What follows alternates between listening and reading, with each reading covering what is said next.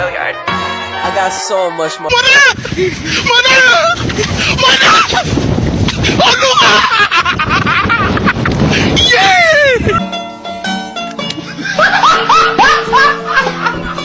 Are you ready, kids? Aye, aye, Captain! I can't hear you. Aye, aye, Captain! Oh! Fucking design on right now. Break it down, bring it back, make it clap. I got 3 old thoughts, new block, where that thing. Bitches on my line, and you know. Baik, di sini saya akan mempresentasikan mengenai pengukuran besaran dalam fisika yang sudah kita pelajari di kelas 10 sebelumnya, dan di sini saya minta izin untuk menjelaskannya dalam rupa PPT. Oke, jadi kali ini saya akan menjelaskan mengenai pengukuran besaran dalam fisika.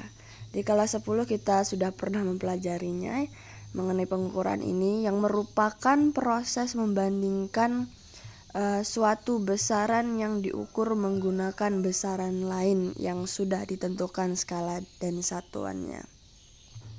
Nah, selanjutnya setelah kita mengetahui apa sih pengukuran itu, kita lanjut macam-macam jenis pengukuran. Sebenarnya ada banyak jenis-jenis pengukuran, tapi di sini saya akan menjelaskan 3 saja, yaitu pengukuran panjang, pengukuran massa, dan pengukuran waktu. Nah, apa-apa saja sih alat-alat yang digunakan untuk melakukan pengukuran panjang, pengukuran massa, dan pengukuran waktu ini? Nah, yang pertama kita masuk dalam pengukuran panjang dulu. Di sini dikatakan bahwa pengukuran panjang merupakan salah satu besaran pokok yang dapat diukur menggunakan mistar, jangka sorong, atau mikrometer skrup. Nah, apa sih panjangan satuan dari panjang ini? Perlu dicatat, satuan panjang adalah meter. Diingat, satuan panjang adalah meter. Lalu selanjutnya kita masuk ke salah satu alatnya, yaitu mistar atau penggaris yang sering kita gunakan sebagai alat tulis kita, sebagai alat bantu kita dalam mengerjakan sesuatu. Mistar atau biasanya disebut penggaris memiliki skala terkecil 1 mm, sehingga ketelitian mistar 0,5 mm atau 0,0 cm kalau dikonversi ke cm. Perhatikan contoh yang ada di samping. Contoh di samping itu ada mistar yang mengukur suatu benda yang warnanya silver agak gelap, itu yang diukur dari 0,3 sampai ke 3,1 cm.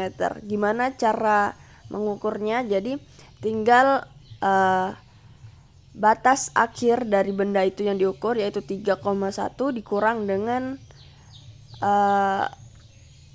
tempat awal pertama yang benda tersebut diletakkan, yaitu ada di 0,3. Jadi 3,1 cm dikurang 0,3 cm hasilnya 2,8 cm. Tapi penulisan hasil ukurannya bisa ditulis 2,8 plus minus atau kurang lebih 0,05 cm, yaitu ketelitian mistar itu sendiri. Paham? Jadi hasil pengukurannya itu dari hasil akhir dikurang jarak awalnya. Kalau misalkan kalau misalkan benda itu ada di titik 0 atau di garis yang 0, maka 3,1 dikurang 0. Nah, berhubung di sini bendanya awalnya berada di 0,3, makanya 3,1 dikurang 0,3 hasilnya 2,8. Oke. Lanjut kita ke jangka sorong. Apa sih jangka sorong? Jangka sorong merupakan salah satu alat yang digunakan untuk mengukur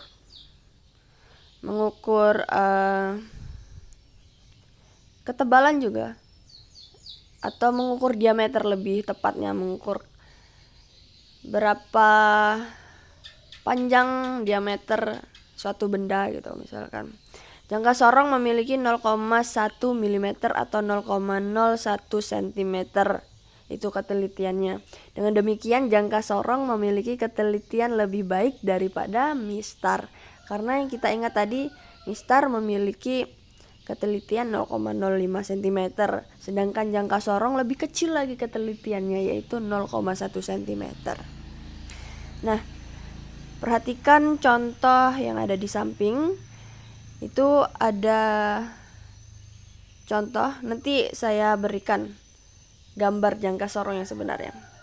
Ini dia gambar jangka sorong. Nah, yang ini adalah yang saya perlihatkan, ini adalah contoh untuk skala utama dan skala noniusnya.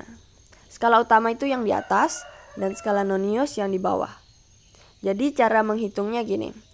Skala utama kita lihat angka 0 di skala nonius itu menunjukkan di angka berapa. Kita hitung di garis 0 yang di atas, itu kita ke garis yang kedua, itu kita hitung 1, ke garis yang ketiga kita hitung 2, dan kita kan di garis yang keempat kita hitung 3.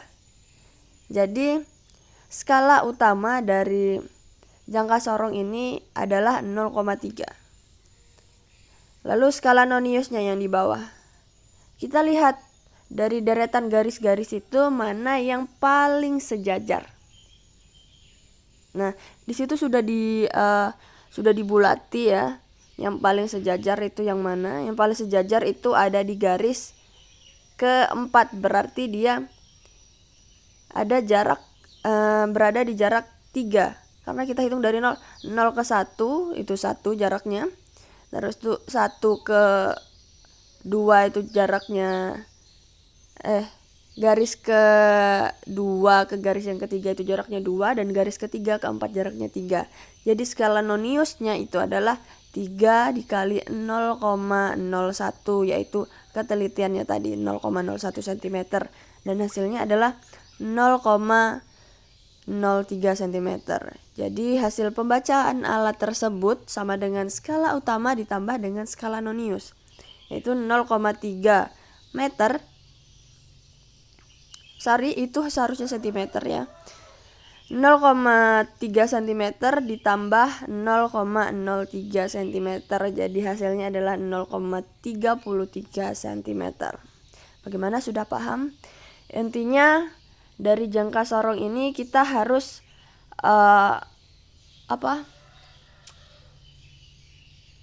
kita harus teliti melihatnya. Dari skala utamanya dulu kita lihat dia ada di angka berapa. Lalu selanjutnya kita berlanjut ke skala nonius, kita cari garis yang paling sejajar. Nah, lalu kita konversi menggunakan tingkat ketelitian jangka sorong itu dengan mengalinya 0,01 cm. Lalu hasil akhirnya adalah hasil penjumlahan antara skala utama ditambah dengan skala nonius. Oke, sudah paham? Lanjut kita ke micrometer scope. Teman-teman, micrometer scope memiliki ketelitian lebih baik daripada dua alat sebelumnya. Yaitu dua alat sebelumnya ada jangka sorong dan mistar. Dengan ketelitian 0,01 mm, kecil ya. Lebih kecil dari jangka sorong tadi. Jangka sorong tadi 0,01 cm dan micrometer scope 0,01 cm. Alat ini bisa digunakan biasanya untuk mengukur diameter kawat, ketebalan kertas, dan benda-benda kecil lainnya. Pokoknya sesuatu yang tipis kita bisa mengukurnya menggunakan micrometer scope. Nah, untuk contoh soalnya sendiri bisa dilihat di sebelah kiri gambar. Di situ ada gambar micrometer scope Nah, untuk gambar utuh dari micrometer scrope bisa dilihat di sini. Nah, itu dia yang dimaksud dengan micrometer scrope. Dan untuk contoh soalnya bisa kita lihat di situ.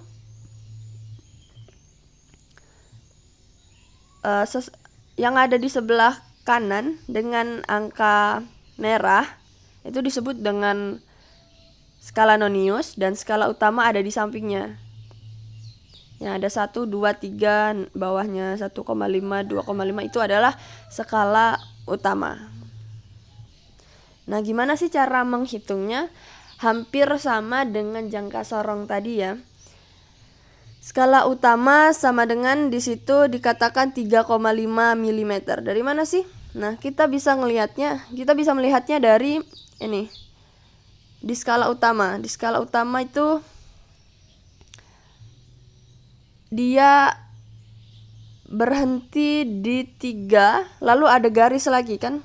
Ada garis setengahnya, karena setiap garis yang ada di tengah itu bertambah 0,5. Jadi dia ada di 3 terus berhenti di garis yang di tengah itu. Ditambah 0,5. Jadi dia berhenti di garis 3,5 mm. Nah, selanjutnya skala nonius. Skala nonius kita lihat yang di angka yang warna merah. Di situ juga ada garis-garis, ada 5, 10, 15 dan bawahnya ada garis-garis. Nah, kita hitung dia berada di 10. Habis itu dia berhenti di garis keberapa? Di sini diperlihatkan bahwa skala nonius berhenti di garis yang kedua. Jadi 10 tambah 2 garis jadinya 12 ya. Nah, dari 12 itu kita kalikan lagi dengan tingkat ketelitian micrometer scrope ini, yaitu 0,01. Jadi 12 dikali 0,01 sama dengan 0,12 mm. Jadi hasil pembacaan alat tersebut adalah skala utama ditambah dengan skala nonius, yaitu 3,5 mm ditambah 0,12 mm. Jadi hasilnya adalah 3,62 mm. Jadi sudah paham cara untuk menghitung hasil dari pengukuran menggunakan micrometer scrope. Lanjut, yaitu pengukuran massa. Pasti nggak asing lagi ya pengukuran massa, seperti timbangan saat kita menimbang berat badan, menimbang biasanya di pasar menimbang sayur-sayuran ya kan. Itu sudah umum, tidak asing lagi. Massa merupakan salah satu besaran pokok yang bisa diukur menggunakan timbangan atau neraca. Nah, neraca yang bisa digunakan pada skala laboratorium adalah neraca Ohaus 3 lengan. Neraca tersebut memiliki 3 lengan dengan rincian seperti yang itu, bisa dicatat. Lengan belakang memiliki skala 0 sampai 500 gram. Lalu lengan tengah memiliki skala 0 sampai 100 gram. Lalu lengan depan memiliki skala 0 sampai 10 gram. Nah, itu perlu dicatat.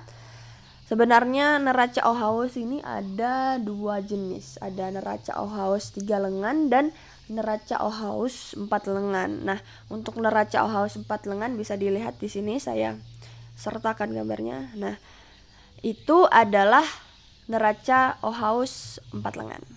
Tapi di sini saya akan membahas cara menghitung neraca Ohaus 3 lengan. Itu kurang lebih saja, karena kalau 4 lengan dia ada 4 lengan.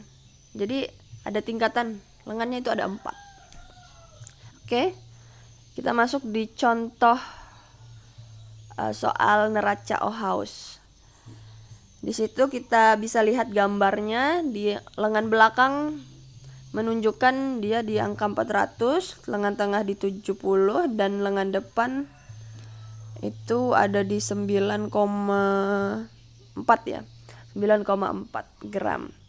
Jadi mudah banget cara menghitungnya, tinggal ditambah ditambah di situ lengan belakang menunjukkan angka berapa, lengan tengah menunjukkan angka berapa, dan lengan depan menunjukkan angka berapa. Jadi semuanya dijumlah. Di situ tadi sudah dikatakan bahwa lengan belakangnya 400 gram, lengan tengahnya 70 gram, dan lengan depannya 9,4 gram. Jadi kalau dijumlahkan itu hasilnya adalah 479,4 gram. Jadi itu adalah hasil akhirnya. Nah, tapi sebelum kita menghitung angka-angka yang didapat itu ada 470 dan 9,4, kita melakukannya dengan satu benda dulu. Kita letakkan satu benda itu dalam, tadi kan di skala Ohaus 3 lengan ada tempat bulat itu untuk benda. Nah, itu kita letakkan benda kita di situ. Lalu di lengan skala Ohaus itu ada berupa seperti jarum atau petunjuk yang harus menunjukkan bahwa skala itu harus berada di titik 0 agar ia seimbang dan untuk menyeimbangkan dengan benda yang ada di bulatan, tempat bulatan itu tadi, kita harus memindahkan lengan-lengan itu supaya dia seimbang. Nah, cara memindahkannya yaitu dengan dari skala yang paling besar dulu, yaitu yang lengan atas, habis itu lengan tengah, dan lengan bawah. Itu jika semuanya sudah tepat dan seimbang dan jarum itu menunjukkan di angka 0, maka selanjutnya kita hitung yang sudah saya jelaskan tadi gitu. Oke, selanjutnya kita akan belajar mengenai pengukuran waktu. Alat yang bisa digunakan untuk mengukur waktu itu adalah stopwatch. Tapi biasanya kita bisa menggunakan handphone, ya kan? Kita juga bisa menggunakan jam digital. Nah, itu karena kecanggihan teknologi ya, teman-teman. Lalu kita perhatikan contoh soalnya. Di situ dikatakan hasil pengukuran waktu menggunakan stopwatch di atas adalah 2 menit ditambah 12 second. Gimana sih cara melihatnya? Nah, teman-teman, di situ kan ada bulatan kecil serupa dengan jam. Di situ menunjukkan menit. Di situ menunjukkan 2 menit ya. Lalu di lingkaran yang luar itu menunjukkan detik, second. Nah, di situ tepat menunjukkan 12 second. Jadi hasilnya adalah 2 menit ditambah 12 second. Jadi hasilnya adalah kalau dikonversi ke second adalah 2 menit dikali 60 detik, yaitu 120, ditambah 12 second berarti 132 second gitu. Gimana, sudah paham? Oke, itu saja materi yang bisa saya sampaikan. Semoga presentasi saya ini dapat tersampaikan dengan baik dan teman-teman semua boleh memahaminya. Jika ada pertanyaan, teman-teman boleh menghubungi saya karena ini bersifat online sudah.